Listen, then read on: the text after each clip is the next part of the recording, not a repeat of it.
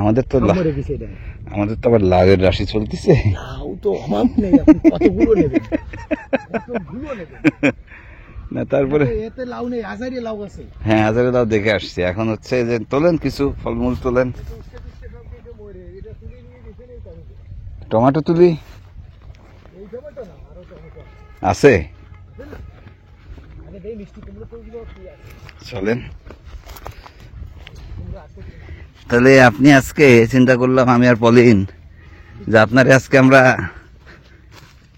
কুমড়ো নেই, এই খেতে নেই, মিষ্টি কুমড়ো নেই। বুঝাইছি এইদিকে দিতে হবে।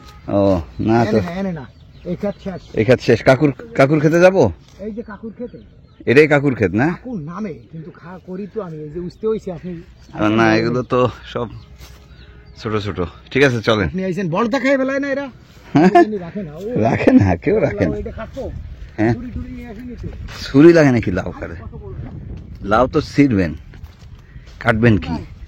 এই একটা, ওই একটা, ওই একটা, না একটা নেন, একটা নেন।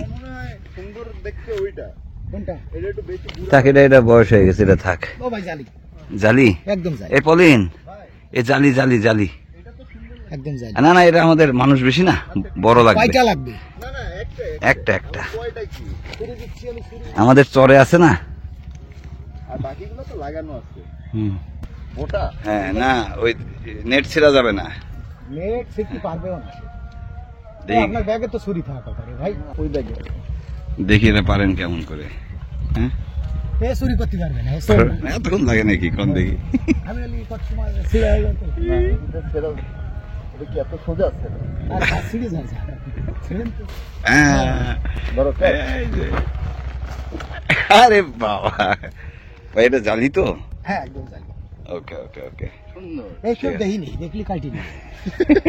আর এখানে কাটতে গেলে কারো টিকিট কাটা, জিজ্ঞাসা করা লাগে না। কোনো টিকিট নেই, গণহারে কাটে।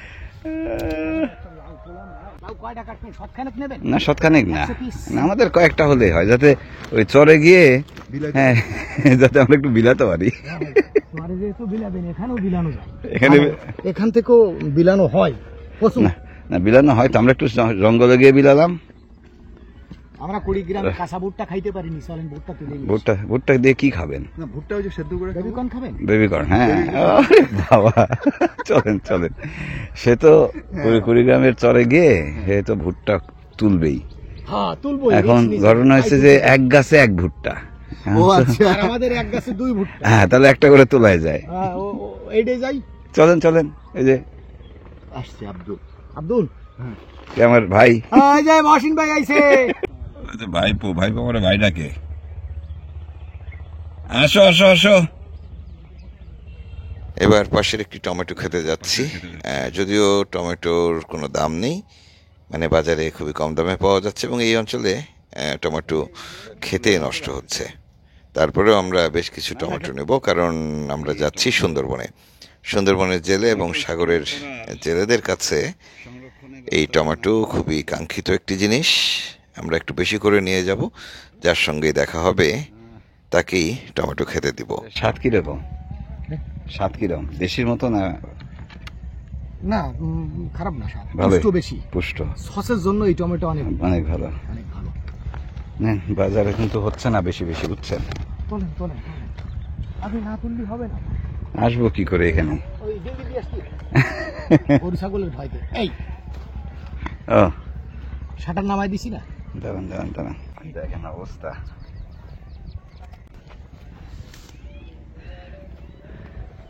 এখন তো টমেটোর অভাব নাই। এখন ভুট্টা কোন ক্ষেত থেকে নিব আমরা? ভুট্টা আমার ক্ষেত আছে, আমরা দুইজনই পরীক্ষামূলক ভাবে লাগাইছি যে এরকম হ্যাঁ। ভুট্টা হবে কি। হয়েছে তো? দেখেন না ভুট্টার অবস্থা, কি বলি? দেরি করে লাগাই। সুবিধা আছে। এই টমেটো টমেটো টমেটো টমেটো ওই টমেটো পাইছি পাকা, শুধু পাকা তো, শুধু পাকা। যদি দরকার হয় টমেটো বেশি দিন সংরক্ষণ করতে হবে আমাকে লঞ্চে, তাইলে গাছ শুদ্ধ তো না, গাছ শুদ্ধ তোলা দরকার নাই। টমেটোর অভাব নাই, টমেটোর অভাব নাই দেশে। এগুলো হচ্ছে তরমুজ। তরমুজ হয়নি আপনার এখানে এখনো? না এখনো হয়নি। এটা কি পরে পরে লাগাইছেন? এই যে হ্যাঁ এই যে না ওই নদীর ওপারে বাজুয়াতে যে তরমুজটা হয় হ্যাঁ। প্রচুর মিষ্টি, হ্যাঁ ওই বাজুয়ার তরমুজ এখনো এইভাবে আসে না, এটা ফুল আইছে তো। হ্যাঁ ফুল আসছে দেখতেছি, আমি কিন্তু ওই পাশে লাগাইছি সেটাই ফল আইছে কেমন, আর বাজুয়াতে এখনো কিছু শহরের দিকে তো একদম তারপর ডাল বেরোইছে। শহরের হচ্ছে রাঙ্গাবালির তরমুজ। হ্যাঁ পটুয়াখালীরটা এটা তরমুজের ক্ষেত, আর এই হচ্ছে ভুট্টার ক্ষেত।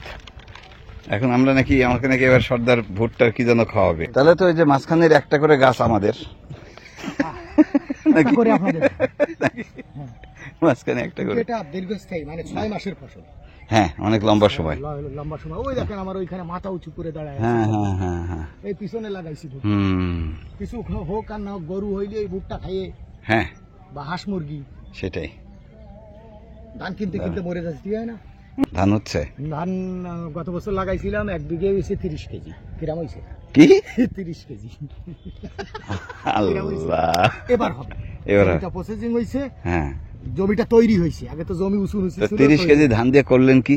এইটা ওই আপনার ভাগে চাউল আছে কয় কেজি? 2.5 কেজি? ওইরকম আছে না, গুড়ি করে এই দিয়েছে। কিন্তু কিন্তু ভালো তাহলে হয়েছে। গুড়ি তো আপনার ওখানে পৌঁছে গেছে ভাই। না পৌঁছে গেছে না ভাই, ভালো হয়েছে ভুট্টা। কেউ আমরা পাশের আরেকটি খেতে যাব, ভুট্টার ক্ষেত, এবং সেখান থেকে কয়েকটি ভুট্টা নেব।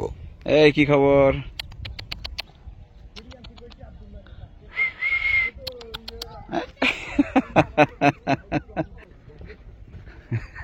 কি ও দৌড়ে বেড়াচ্ছে সাথে সাথে? হ্যাঁ এই, এই। ভুট্টা হয়েছে পলি? হ্যাঁ। ও ভাই, ও ভাইপু ভাই, আব্দুল্লাহ ভাই, আব্দুল্লাহ ভাই, ভালো? ভালো ভাই। আমার নাম কি?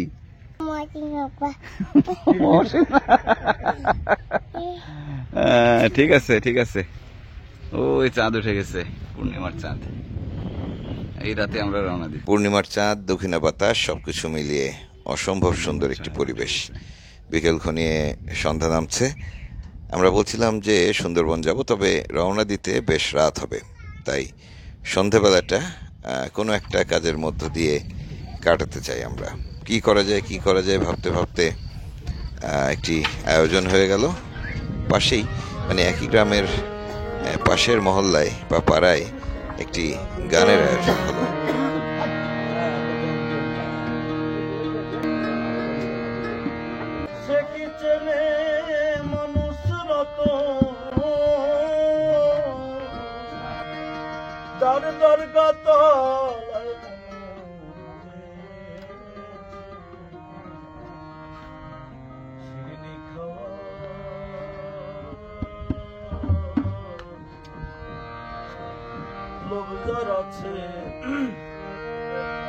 শিরনি খাওয়ার লোভ যার আছে, শিরনি খাওয়ার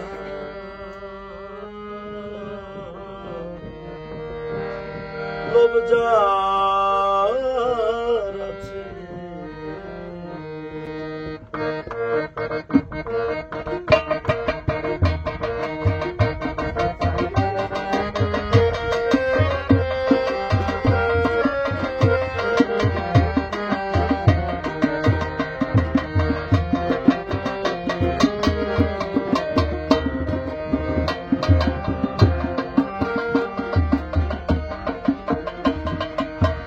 সাধুর হাটে সে যদি যায়,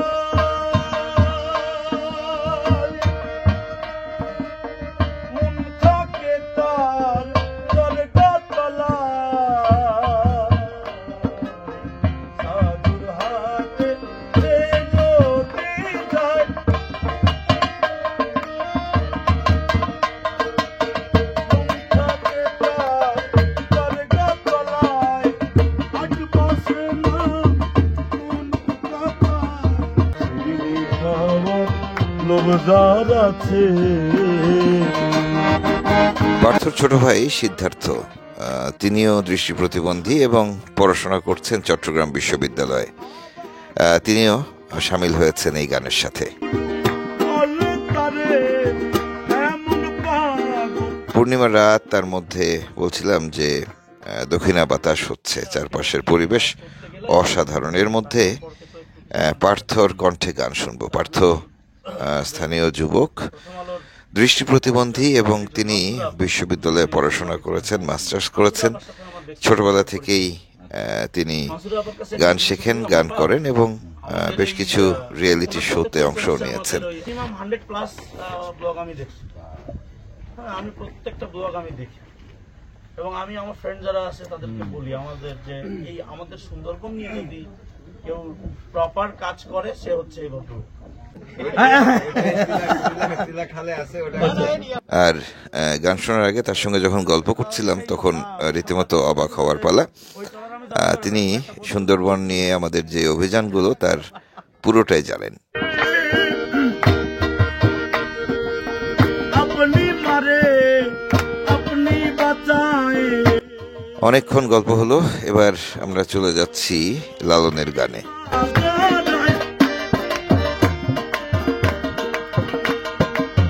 আপনি মারে আপনি বাঁচায় সব জেনে স্বয়ং হতে চায়। যেহেতু মাস্টার্স পর্যন্ত পড়াশোনা মানে মাস্টার্স পর্যন্ত পড়াশোনা কমপ্লিট করা, ঠিক আছে না, এখন হচ্ছে যে একটুখানি মানে খালি রাস্তায় ওঠার বাদে পরের কাজ তো সমস্যা না, সবই জানা। হ্যাঁ না, এই তো কি সুন্দর সেটাই হাসি। যাক, সব ঠিক হয়ে যাবে। হ্যাঁ, সব ঠিক হয়ে যাবে। আর গান বৈঠকি আয়োজন চলছে, আমরা খোলা আকাশের নিচে বসেছি। বলছিলাম যে চারপাশে পরিবেশ অসাধারণ সুন্দর, এর মধ্যে গান হচ্ছে, গল্প হচ্ছে। শুনছিলাম এই উপকূলের মানুষদের দুঃখ গাথাগুলো। সেই সঙ্গে সুন্দরবন আবারও দস্যুতা বেড়ে যাচ্ছে সেই বিষয়েও এখানকার মানুষেরা, সুন্দরবনের সংলগ্ন এই জনপদের মানুষরা বেশ আতঙ্কের মধ্যে আছেন বলছিলেন। যাই হোক, আমরা আরও একটু গান শুনবো, নিজেরাও এর সাথে সামিল হব।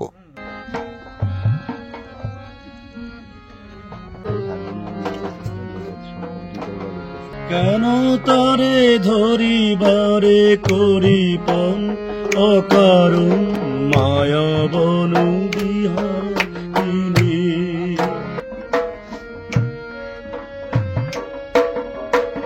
আমি শুধু বাঁশরীর সুরেতে থাক থাক নিজ মনে দূরেতে।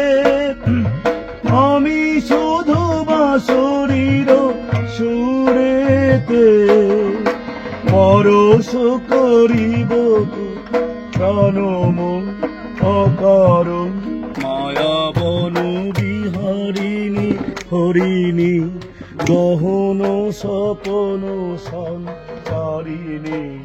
গান শুনতে শুনতে কখন যে অনেক রাত হয়ে গেল আমরা টের পাইনি। ওদিকে আমাদের যাওয়ার সময় হচ্ছে, জোয়ার এসে গেছে খালের পানিতে, তার মানে বড় নদীতে আরো জোয়ার এসছে।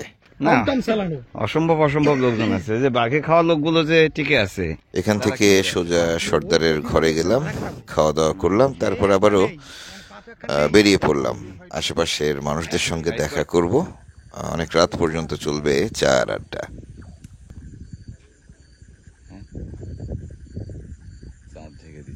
আমরা যেখানে বসে আড্ডা দিচ্ছিলাম একটি চায়ের দোকান, তার পেছনেই রাস্তার পাশ ধরে এক টানা সজনে গাছ এবং চাঁদনি রাতে অসংখ্য সজনে দেখতে পাচ্ছি।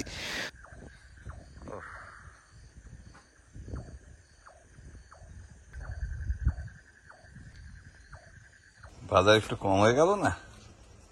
বিকেল থেকে আমরা এক গাদা শাকসবজি তুলেছি, সেগুলো গোছগাছ করেছি এবং আরো কিছু খাবার দাবার নিয়েছি সুন্দরবনের মানুষদের জন্য। এবং সবচেয়ে বড় কথা, আমাদের রুবেল তিনি এসছেন, লঞ্চটিও চলে আসবে কিছুক্ষণের মধ্যে। তারপর আমরা খাওয়া দাওয়া সেরে নিলাম, এরপর সোজা রওনা দেব চিলা খালের উদ্দেশ্যে। জামাই, কি লাগলো না? ধরা লাগলো না কিছু? দেখতে দেখতে রাত প্রায় 3টা বাজে। এখন পুরো জোয়ার হয়ে গেছে, তারপর ভাটা শুরু হয়েছে, অর্ধেক ভাটাও হয়ে গেছে। এই অবস্থায় আমাদের রওনা দিতে হচ্ছে, কারণ আমরা এই রাতের যেটুকু ভাটা আছে সেই সময়টুকু কাজে লাগাতে চাই। এই পলেনের হাত ধরেন কেউ? ইতিমধ্যে অনেকটা পানি নেমে গেছে, যে কারণে আমাদের ডাঙ্গা থেকে ট্রলারে আসতে একটু কষ্ট হচ্ছে। তবে কষ্ট যাই হোক, আমাদের এখন ট্রলারে উঠতেই হবে। রওনাও দিতে হবে। আমাদের জয় চলে আসছে নাকি? জয় ওর মনে নেই কোনো ভয়, ও হবে না কোনো সময় ক্ষয়। আমরা এবার দুবলাচরের দিকে যাচ্ছি এবং আগেও বলে রাখি সফরটি কিছুদিন আগের, এবং আমরা তখন গিয়েছিলাম মূলত দুবলাচরের যারা প্রান্তিক জেলে তাদের জন্য খাবার নিয়ে, মূলত চাল ডাল নিয়ে আমরা যাচ্ছি এবং কিছু কাপড় চোপড়ও দেয়া হবে। আমরা এই সফরটি একটু লম্বা সময় ধরে করব, আশা করি সাথে থাকবেন এবং ভালো লাগবে আপনাদের। বিদায় নিচ্ছি, আমরা সারা রাত চলবো। আগামী পর্বে আবারও দেখা হচ্ছে, ভালো থাকবেন সবাই। চলেন যাই, উঠি।